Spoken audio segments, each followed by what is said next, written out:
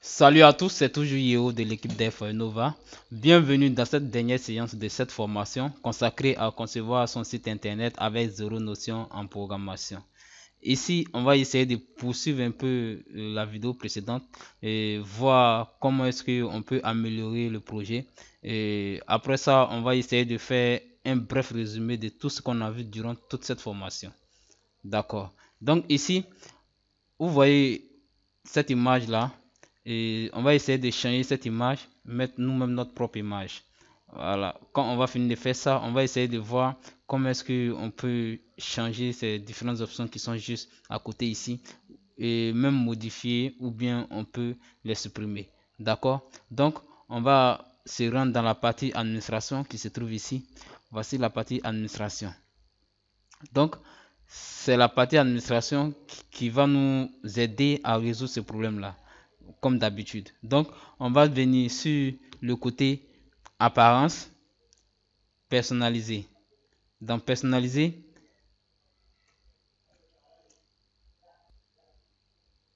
voilà, donc nous sommes bien là. Donc ça c'est la partie personnalisée. Et ici, qu'est-ce qu'on va faire? On va essayer de changer cette image. Pour changer cette image, qu'est-ce qu'on va faire? On va venir dans l'onglet en tête du média. En tête du média. Donc, dès qu'on clique sur en tête du média, vous voyez, on nous dit que ce thème ne prend pas en charge les en-têtes vidéo dans cette page. Allez à la page d'accueil ou une autre page qui prend en charge les en-têtes vidéo. Ça ne nous intéresse pas. On vient ici. Nous, ce qui nous intéresse ici, c'est de voir comment changer cette image. Voilà, on veut simplement changer cette image à une image qui nous appartient. Voilà, donc on va venir dans ajouter une nouvelle image. On va cliquer dessus. Automatiquement, ça va nous amener dans notre bibliothèque de médias. Dans notre bibliothèque de médias, on avait vu dans la vidéo précédente où on avait réussi à importer toutes ces images là. Donc ici, qu'est-ce qu'on va faire? On va mettre une image en fond. On va prendre cette image là par exemple et on va sélectionner l'image. On va essayer de la rogner. Pour la rogner, on peut faire comme ça. Voilà, pour qu'on puisse voir les pieds. Ça, c'est la taille normale que peut prendre l'entête. C'est pourquoi vous voyez que ils ont sélectionné automatiquement l'image. Donc, on va recadrer l'image. L'image est déjà recadrée et on clique sur recadrer l'image. Donc, voilà l'image qu'on a réussi à recadrer. Voilà comment ça s'affiche. Voilà. Donc, c'est comme ça va s'afficher sur notre site internet. Et dès qu'on enregistre et publie, on va enregistrer et publier. Automatiquement, ça va publier ici. Voilà, on va actualiser ici et on va voir ce qui va se passer. Voilà, vous voyez. Donc, ça affiche ça. Voilà un peu notre image. Voilà. Donc, ici, on va venir là. On va essayer de voir comment on peut changer ces différents articles là, ces différents widgets. Alors, pour changer ces différents widgets, on peut bien venir ici. On peut bien venir ici là. Vous voyez widget, on peut venir ici et on aura la liste des widgets. Mais ici, c'est pas du tout pratique. Donc, on va aller à la base et se rendre dans apparence, apparence widget.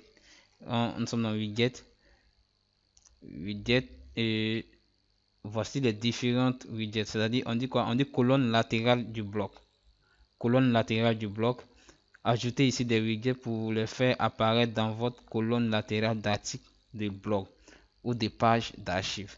Vous voyez le champ recherché là, c'est ça qui est là. Voilà, et vous voyez l'article où on dit article récent, vous voyez article récent. Voilà, donc c'est ici que tout se passe. Et nous, par exemple, on veut supprimer, ça. On veut supprimer ça ou bien on veut supprimer catégorie. Alors pour supprimer catégorie, puisque ça gêne beaucoup, donc on vient dans catégorie. Voilà sa catégorie. On rentre ici. Voilà. Et on fait supprimer. Automatiquement, ça va se supprimer. Voilà. Donc, lorsque ça se supprime pour vérifier, on va simplement actualiser ici pour voir si réellement tout s'est supprimé. Voilà, vous voyez, ça n'apparaît plus. Voilà. Cela signifie que on a réussi à supprimer notre widget. Voilà, donc c'est comme ça. Et voici les différents widgets disponibles. Voici les différents widgets disponibles. Voilà ça. Voici les différents widgets disponibles. Voici le calendrier. On peut ajouter le calendrier. On peut par exemple mettre le calendrier ici. Voilà. Une fois qu'on a mis le calendrier, hop, on enregistre.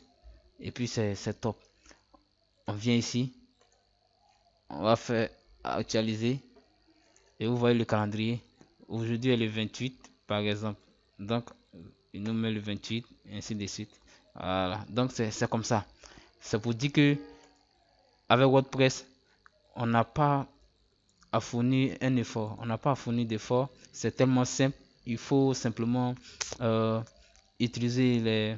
Il faut simplement maîtriser les différentes options de la partie administration et tu verras que ton site va fonctionner normalement.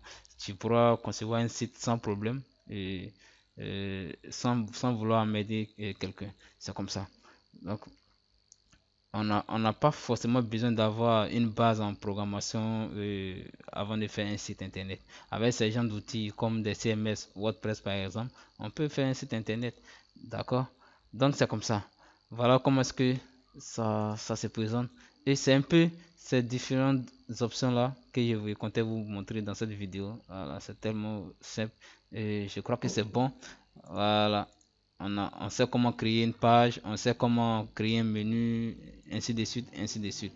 Voilà. Et ici, euh, qu'est-ce qu'on va faire? On va essayer de voir, on va aller dans thème, thème. Voilà, vous voyez les différents thèmes disponibles. Voilà, on peut changer des thèmes, voilà, ou on peut aller ajouter même un nouveau thème. Donc ça dépend de nous. Ok, donc tout ça, j'avais déjà expliqué dans la vidéo précédente. Ok, donc c'est tout pour cette vidéo. Alors, ce que je comptais ajouter, c'était le petit résumé que nous avons, que j'avais prévu faire. C'est juste parler du début jusqu'à la fin de cette formation. C'est surtout consacré au CMS. Alors, pour ceux qui ont réussi à mettre en place un petit site avec ce CMS là, ce CMS WordPress, ça signifie que ces personnes peuvent aussi concevoir les sites internet avec les autres CMS. C'est en fait le même fonctionnement, seulement que ce ne sont pas les mêmes avantages. Voilà. Mais moi, je conseille plutôt WordPress aux gens. WordPress qui est un CMS beaucoup libre, beaucoup complet. Voilà, pour moi, c'est beaucoup complet et puis ça aide beaucoup les gens. Ça aide beaucoup les gens. Donc, c'est pourquoi je conseille ça à tout un chacun. Donc, on va s'arrêter là et on va se donner rendez-vous à une nouvelle formation qui est surtout le PHP. C'est là qu'on va commencer à coder un peu et voir un peu les fonctionnalités de PHP. D'accord? Donc, apprêtez-vous. Si vous avez des questions à me poser, n'hésitez pas à les mettre juste en bas de la vidéo et on va pas hésiter à vous répondre. Ok, merci. Bonne et heureuse année à vous. Bonne et heureuse année 2018 à vous tous. Et on se donne rendez-vous aux prochaines vidéos.